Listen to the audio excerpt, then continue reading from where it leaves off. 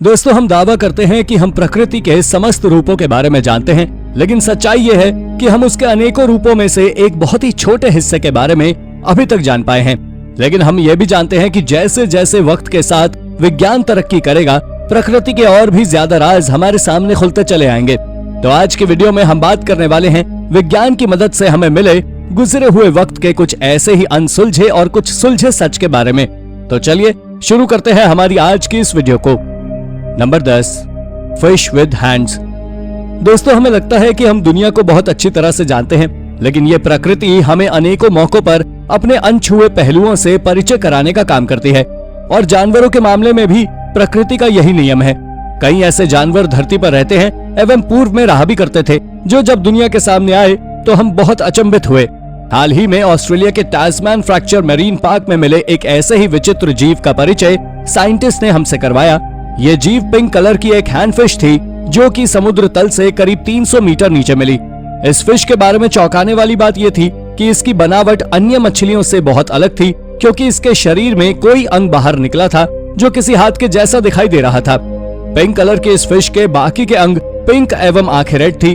वैज्ञानिकों के मुताबिक ऐसी मछली को पिछले 20 सालों में नहीं देखा गया, और हाल ही में इसका मिलना ये बताता है कि इनकी संख्या धीरे धीरे कम होती जा रही है। Number 9, an ancient sea screw.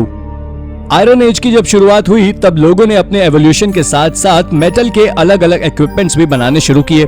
लेकिन जब मॉडर्न डे टूल्स की बात आती है, तो उस मामले में तो आज के एवोल्यूशन की बात ही अलग है। लेकिन 1990 के दशक में एक एक्सकवेशन के दौरान आर्कियोलॉजिस्ट को पत्थर में मिले एक रिमेन ने बिल्कुल ही चौंका दिया। उस रिमेन का शेप बिल्कुल आज के समय में यूज करे जाने वाले स्क्रू की तरह है। लेकिन जब स्क्रू नुमा रिमेन की कार्बन डेटिंग द्वारा उम्र मालूम की गई, तब इसकी उम्र लगभग 3 मिलियन ईयर्स आई। जिस एरा में लोग स्क्रू का एस भी नहीं जानते थे, उस जमाने के मिले स्क्रू ने तहलका मचा दिया। लोगों ने इसको एलियंस तक के लिए कहना चालू कर दिया कि ये स्क्रू उनके ही किसी विमान का रहा होगा। लेकिन जैसे जैसे वक्त गुजरा और विज्ञान ने अपनी रिसर्च जारी रखी, तो मालूम चला कि ये कोई स्क्रू नहीं, बल्कि लाखों साल पहले पानी में पाए जाने वाले एक स्पीशीज के रिमेन्स हैं, जिसे क्रिनॉइड कहा जाता था। इस प्रजाति के आज भी कई सारे अलग अलग रूप समुद्र में पाए जाते हैं, हालांकि पहले से उनका शेप काफी ज्यादा बदल चुका है। Number 8, glowing snow. साइंस भी कितनी खूबसूरत चीज है।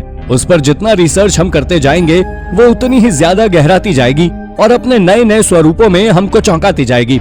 और ऐसे ही चौंकाने वाले स्वरूपों से दुनिया का परिचय हुआ जब रशियन आर्कटिक रीजन में एक मॉलिक्यूलर बायोलॉजिस्ट का लड़का मिखाइल नेरेटिन अपने 2 कुत्तों के साथ वहां खेलने गया।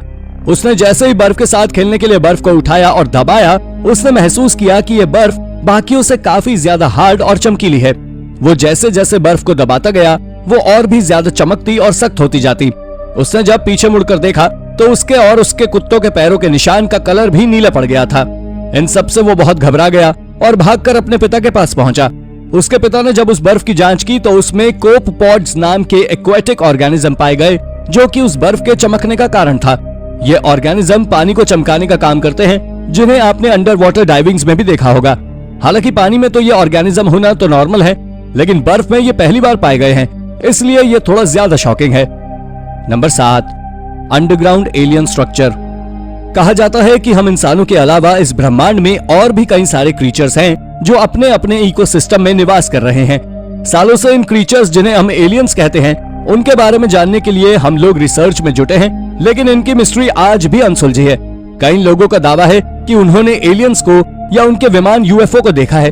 वैज्ञानिक भी अपने अपने स्तर पर इन एलियंस के बारे में जानने की कोशिश करते रहते हैं।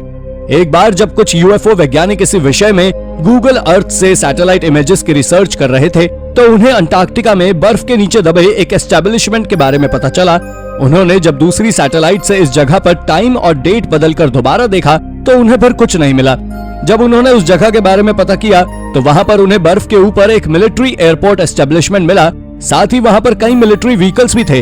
उन्होंने जब इस बात को वहां पर बताया और जब उस जगह की खुदाई की, तो वहां से किसी जमाने का एक मिलिट्री एस्टेब्लिशमेंट मिला, जो कि काफी पुराना था। इस एस्टेब्लिशमेंट के बारे में किसी को कुछ भी नहीं पता था, इसलिए अभी ये संशय में है कि ये मैन मेड है या alien made. Number 6, the little ice age and the great dying. दोस्तों, इतिहास के पन्नों में लिटिल आइस एज और ग्रेट डाइंग का एक बहुत ही बड़ा अध्याय दर्ज है, जिसके कारण को जानने के लिए उसके ऊपर कई सारी रिसर्च चल रही है। कहा जाता है कि जब यूरोपियंस ने साउथ अमेरिका पर आना शुरू किया तब वहाँ के करीब 50 मिलियन लोगों की जान स्लेवरी, वॉर और महामारी की वजह से चली गई थी, जिस वजह से इस इंसिडेंट को ग्रेट डाइंग कहा जाता है। यूके के साइंटिस्टों ने 2019 में ग्रेट डाइंग से रिलेटेड एक थ्योरी दी, जिसमें उन्होंने कहा कि ग्रेट डाइंग इसलिए हुई क्योंकि जब यूरोपियन साउथ अमेरिका में गए तो वहाँ के नेटिव लोगों ने जंगलों को काट कर रहने के लिए उनके लायक बनाया, लेकिन जंगलों के कटने के बावजूद भी पेड़ों ने न केवल अपने आप को बचाए रखा बल्कि और ज्यादा फैलाया, जिस वजह से वहाँ का एटमॉस्फेयर में मौजूद कार्बन डाइऑक्साइड का कॉम्बिनेशन गड़बड़ा गया, जिसके चलते वो जगह ठंडी पड़ने लगी और बीमारियां फैलने लगी। लेकिन उसके बाद फ्लोरिडा की यूनिवर्सिटी से पब्लिश्ड एक रिपोर्ट के डेटा के अनुसार फॉरेस्ट के ग्रो और रीग्रो होने की वजह से कार्बन का परसेंटेज गड़बड़ाए ऐसा संभव नहीं है। अब किसकी बात को सही माने और किसकी नहीं, ये कहना मुश्किल है। Number 5, rock art in Scottish highlands. दोस्तों, पुराने जमाने में बड़ी बड़ी चट्टानों के ऊपर लोग अपनी पसंदीदा चीजों या रास्तों को याद करने के लिए कुछ न कुछ उकेरते रहते थे, जिससे उनकी याददाश्त बनी रहे। स्कॉटलैंड में ऐसी कई चट्टानें हैं जिनमें ऐसी ही प्री हिस्टोरिक आकृतियां उकेरी हुई हैं। हालांकि हाल ही में अभी मिली एक चट्टान पर उभरी हुई आकृतियों ने इतिहासकारों को हैरत में डाल दिया है, क्योंकि इस चट्टान पर उन्हें कप और रिंग नुमा मार्क मिले हैं। यह चट्टान अभी तक मिली चट्टानों से काफी अलग है, क्योंकि इस पर उभरी हुई आकृतियां नॉर्मल नहीं है। यहाँ पर लगभग 90 से ज्यादा कप और रिंग्स की आकृतियां मिली हैं, जो भी एक असामान्य बात है। अभी तक इस डिजाइन का असली रहस्य तो लोगों से दूर है, लेकिन कुछ का मत ये है कि ये निशान स्कॉटिश सेना द्वारा बनाए होंगे, जब उन्हें कप में वाइन डालकर दी जाती होगी। जिस कप में वाइन दी जाती होगी उस कप के बॉटम से ये निशान पड़ गए होंगे, लेकिन इतनी बड़ी मात्रा में ऐसे निशान मिलना अपने आप में चौंका देने वाली बात है। Number 4, a strange discovery at Petra. Ancient era का एक शहर पेट्रा दुनिया के उन समृद्धशाली शहरों में रहा है जो सिल्क रूट के जरिए वहां आने जाने वाले व्यापारियों से टैक्स वसूल कर मजबूती से खड़ा हुआ था।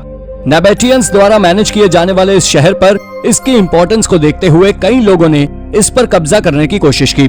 ग्रीक्स ने साल 312 बीसी में इस शहर पर कब्जा करने के उद्देश्य से हमला किया, लेकिन वो सफल नहीं हो पाए। लेकिन 106 एडी में रोमन्स द्वारा किए गए हमले ने इस शहर पर कब्जा कर लिया। इस प्राचीन समृद्धशाली शहर के बारे में कहा जाता है कि इस शहर का नॉमिनेशन एक बहुत खतरनाक अर्थक्वेक की वजह से हुआ था। इस प्राचीन समृद्धशाली शहर के बारे में कहा जाता है कि इस शहर का नामो निशान मिटा एक बहुत खतरनाक अर्थक्वेक की वजह से। लेकिन अभी हाल ही में यहाँ एक एक्सकेवेशन साइट में मिले एक व्हाइट सैंडस्टोन ने ये डिबेट दोबारा चालू कर दी कि इस शहर के साथ आखिर हुआ क्या था। वैज्ञानिकों के मुताबिक ये व्हाइट सैंडस्टोन यहाँ का तो नहीं है, ये तो क्लियर है, लेकिन ये कहाँ से आया उसके लिए एक आर्कियोलॉजिस्ट टॉम पैराडाइज का मानना है कि जिस भूकंप ने इस शहर को तहस नहस किया, उस भूकंप की वजह से यहाँ सुनामी जैसी बड़ी बड़ी लहरें आई होंगी, जिसने इस शहर को और भी ज्यादा नुकसान पहुंचाया। इसलिए शायद उन लहरों के साथ ही ये पत्थर इस जगह आ गया होगा। Number 3, the vegetable planet. दोस्तों, आप सभी ने अभी तक जितने भी प्लैनेट्स के बारे में देखा या सुना होगा, उनमें एक बात कॉमन होती है, जो है उनकी शेप। सारे ही प्लैनेट देखने में एक जैसे और स्फेरिकल होते हैं, लेकिन अभी हाल ही में यूरोपियन स्पेस एजेंसी के साथ प्लैनेट्स की खोज करने वाले वैज्ञानिकों ने एक ऐसे ग्रह की खोज की है जो बाकी ग्रहों से काफी अलग है। उन्होंने इस ग्रह को WASP 103b नाम दिया है। इस ग्रह की बनावट इस प्रकार है जैसे कि कोई वेजिटेबल रखी हो। ये ग्रह हमारी पृथ्वी से लगभग 1500 लाइट ईयर दूर है, जो कि हमारे सन से भी बड़ा है। ये ग्रह जुपिटर से भी लगभग 1.5 गुना ज्यादा बड़ा है, जो कि किसी F टाइप स्टार के अराउंड घूम रहा है। इस वेजिटेबल शेप प्लैनेट के बारे में साइंटिस्ट कहते हैं कि इसका शेप आलू की तरह है, जो कि उसकी ग्रेविटेशनल फोर्स में स्ट्रेस होने की वजह से हो गया है, क्योंकि जिस स्टार की यह परिक्रमा लगा रहा है वो इससे करीब 20,000 मील दूर है, जिससे दोनों फोर्सेस में स्ट्रेस पैदा होता है। Number 2, Galveston islands ghost valves. दुनिया से खत्म होती अमेरिकन रेड वोल्फ की प्रजाति को दोबारा से रिवाइव करने की दिशा में साइंटिस्ट को एक रोशनी दिखाई दी है। ये रोशनी उन्हें दिखाई दी है टेक्सास के गैल्वेस्टन आइलैंड्स के वोल्व्स में। ये वोल्व्स देखने में काफी हद तक रेड वोल्फ की तरह है। इनकी आईज रात को शाइन करती है, तो वहीं इनके जॉज पर व्हाइट पैचेस हैं। इनके कान खड़े रहते हैं और साथ ही इनके फर भी रेड वोल्फ की तरह ही हैं। इन कैनिड्स के साथ ऐसा इसलिए है क्योंकि इनका डीएनए अमेरिकन रेड वोल्फ से काफी हद तक मिलता जुलता है।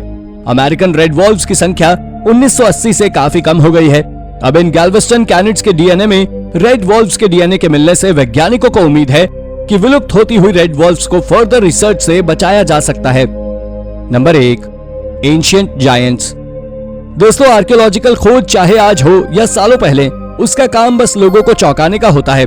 ऐसी ही एक खोज हुई 16वीं सेंचुरी में लंदन में, जब वहां मिली एक हड्डी ने उस टाइम पर सभी को बहुत चौंका दिया। ये हड्डी साइज में लगभग 25 इंच लंबी थी।